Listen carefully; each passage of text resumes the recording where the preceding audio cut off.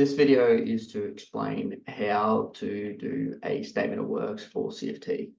So just as a little bit of an FYI on System Hub, this process is documented under the client-specific folder and the CFT, and the process for outlining the fee proposal and creating the statement of works is provided in here. But this video is a little shortcut for that. So essentially, first step is to go to the server,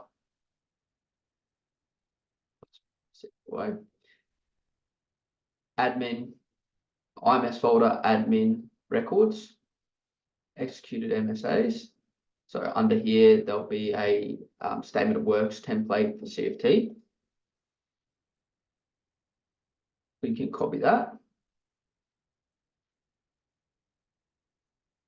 We can find the project file. Project named on the server, which I've already taken the liberty of doing. And we can paste that in here. We open up that template.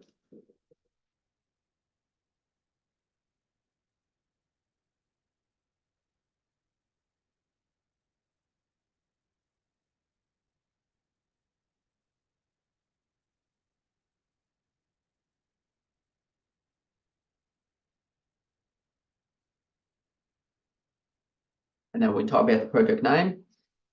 In this instance, I've already done this previously. It's CFT inspection services for lantern circuit.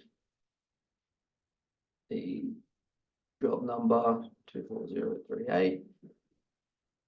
Just here too, just as a FYI, I generally type this out all in lowercase, and you'll notice that down here it turns up in lowercase, but generally we capitalize this. So then I just come back here, select all the information, go to font, all the text, sorry, go to font and click on all caps. Okay. So it shows it's capitalized there, but then when you go down here, it still shows in a normal format with no capitals. Not super important, but just something else that I do. We put today's date. And all this information should generally be standard.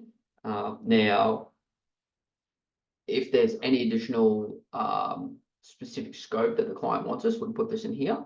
Although that'll generally be up to the person managing the project, whether they want to highlight any additional services in there, or by the same token, any additional exclusions.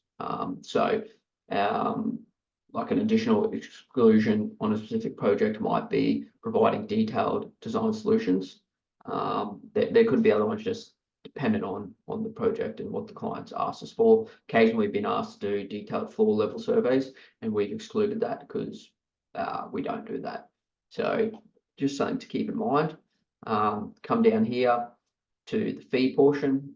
The standard fees outlined in System Hub. It's generally $2,000 a report for Victoria or Melbourne, and $2,200 for Queensland or Townsville.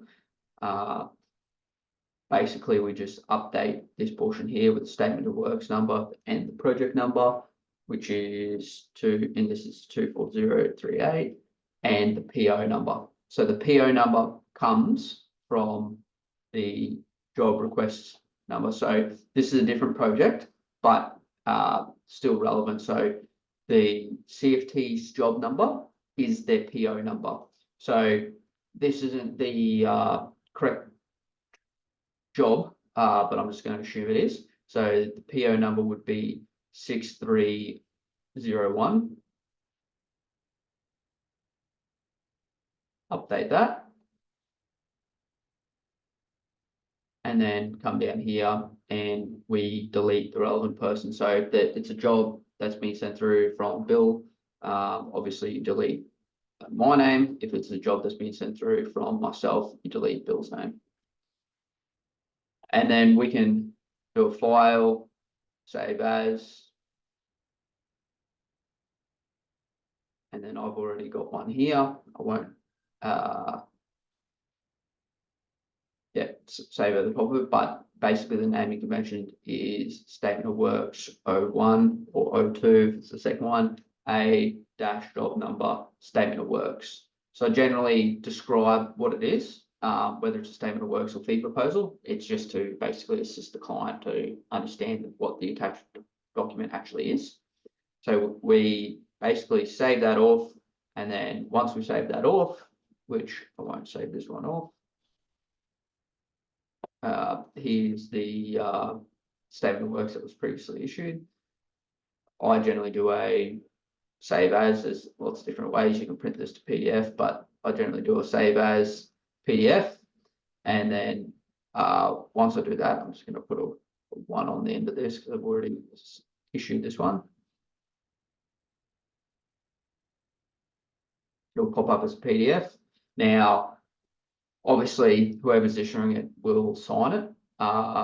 In this instance, obviously, it'll need either Bill or my signature, but basically, that'll be saved off now under the folder whenever this decides to load. But basically, then it'll be saved under the folder, ready to be issued.